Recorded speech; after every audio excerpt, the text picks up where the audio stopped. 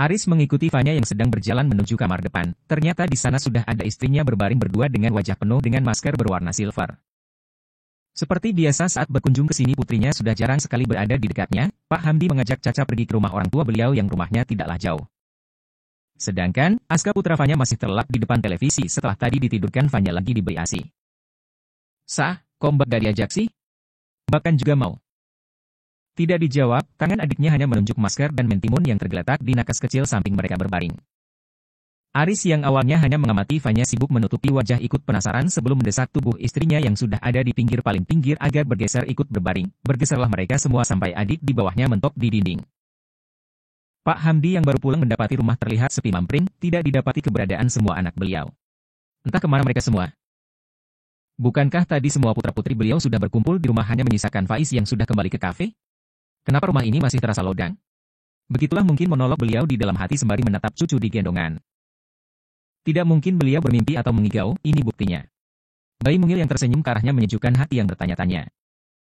Biasanya kalau sedang kumpul begini, setiap sudut ada penghuninya. Kalau tidak, akan terlihat jelas penghuni rumah berkumpul menjadi satu di suatu tempat, tapi ini tidak tampak sama sekali. Hanya ada dua, istri dan cucu kedua beliau. Terlihat di sana, Bu Fani memeluk cucu laki-laki mereka yang anteng tertidur lelap di pelukan sang nenek. Berhubung beliau datang dari arah belakang membukai satu persatu kamar yang berjejer mulai dari kamar Pak Hamdi sendiri terus Aris lalu Fanya. Masih saja tidak didapati semua putra-putri beliau, tersisakan kamar paling depan dengan tangan yang masih setia menggendong cucu pertama dibuka tirai yang tertutup menghalangi pandangan isi kamar. Astagfirullahaladzim. Kompaklah mereka membuka timun yang ada di mata sebelum menutup kembali. Mati-matian menahan tawa agar masker tidak pecah. Bu Fani yang kaget lantas mendongak melihat apa yang terjadi ternyata suaminya sudah pulang, penasaran mendekat apa yang sebenarnya terjadi di kamar itu. Ya Allah, tinggal goreng, pekik beliau mendapati keempat anaknya tidur lurus berdesakan dengan muka cemong-cemong. Pecahlah masker yang sudah dipertahankan mendengar seloroh ibu mereka. Ah, ibu ini. Pecahkan, komplain Fanya di tengah-tengah tawanya yang melengking. Yah, gagal jadi ganteng. Tok tok tok tok. Biar Mas Aris saja yang buka, cegah Aris melihat istrinya yang sedang menyuapi keponakan hendak bangkit. Iya, sebentar. Dia bangkit tergesa sedikit berlari ke ruang tamu, setelah mendapati tamu di ruang tamu. Muka yang ceria berubah menekuk. Weo, bocah. Ngerjain, sengaja, ternyata si ipar laknat. Ditinggal ipar yang cengengesan tidak peduli tapi baru saja kaki hendak diangkat iparnya mengetuk pintu. Aris kesabarannya setipis tisu yang terbelah tiga langsung menghampiri hendak memakan bulat-bulat kepala ipar yang tidak hentinya mengerjai. Di kepala Faiz igit-igit sudah tahu kakaknya emosinya gampang terpancing masih saja menggoda. Masuk, tinggal masuk. Kenapa pakai cara ketuk pintu? Lupa, caranya masuk. Ini gini, kaki melangkah. Ini kaki ini kaki yang bergerak bukan tangan. Oke, paham. Silahkan masuk, Tuan Faiz, cicitnya sembari mempraktikkan cara masuk rumah yang benar dengan raut muka gegetan menahan emosi. Terima kasih. Akhirnya si pengacau masuk juga tapi hendak memutar tubuh kepala Aris mengeluarkan asap lagi. Sekali lagi ipar mengetuk pintu. Tok tok tok. Apa lagi, Faiz? Tamunya gak disuruh duduk? Terserah.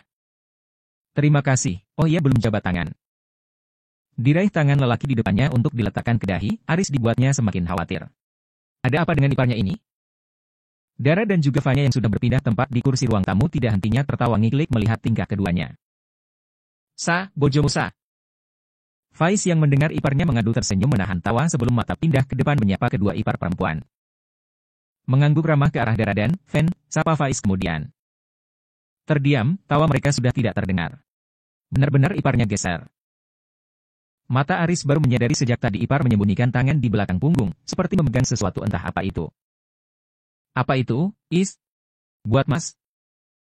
Intip Aris berusaha mengintip benda yang ada di belakang punggung tapi dengan cekatan Faiz menggeser sedikit tubuh, hanya sedikit agar kedua ipar di depannya yang juga dibuat penasaran tidak bisa menilik. Gak. Buat adiknya Mas Aris, Salsa. Masih saja ketiga orang itu berusaha mengintip meski kedua tangan menutupi. Mas, rusak nanti. Jauh-jauh. Papa, celoteh Caca membuirkan ketegangan mereka berempat. Eits, Caca jangan ikut papa dulu.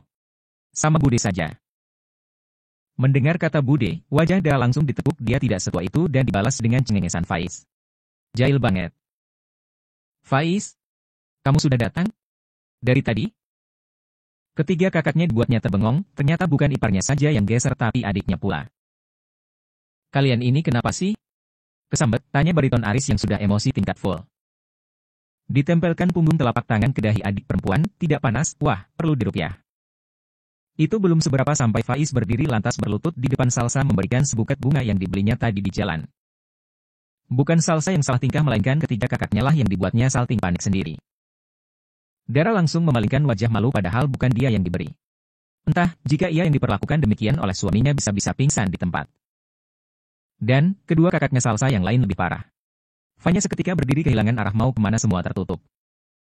Ke kanan ada ipar, ke kiri jalan buntu tidak tampak ada jalan kecil yang masih bisa dilewati. Apalagi depan, mentok kaki bersentuhan meja. Aris yang malu membalikkan badan pura-pura tidak melihat meraba-raba dinding tidak jelas. Sedangkan, si Salsa sendiri bukannya kaget ataupun terharu justru bingung mau diapakan bunga ini. Kenapa? Kurang besar bunganya. Gak bisa dimakan. Oh, tunggu. Ini coklat buat kamu. Bunganya dikasihkan bapak saja, kata Faiz berdiri seraya mengeluarkan coklat batang yang diselipkan di saku kemejanya. Bambang. Bapak kamu kasih bunga buat apa? Dimakan? Buat ibu. Direbut bunga yang sudah berpindah tempat di tangan adiknya untuk memberi contoh lagi ke ipar cara memberikan bunga ke ibu mereka dengan benar. Kalau kamu mau mengasih ibu bunga kenapa harus lewat Salsa, bapak? Nih, tinggal kamu kasih ke ibu. Ini bunga buat belum juga selesai mengajari ipar dengan cara dan gerakan yang benar adiknya tidak sopan memotong penjelasan yang sedang ia paparkan. Sudah, ayo masuk jangan dengarkan Mas Aris. Bunganya buat Mas Aris saja.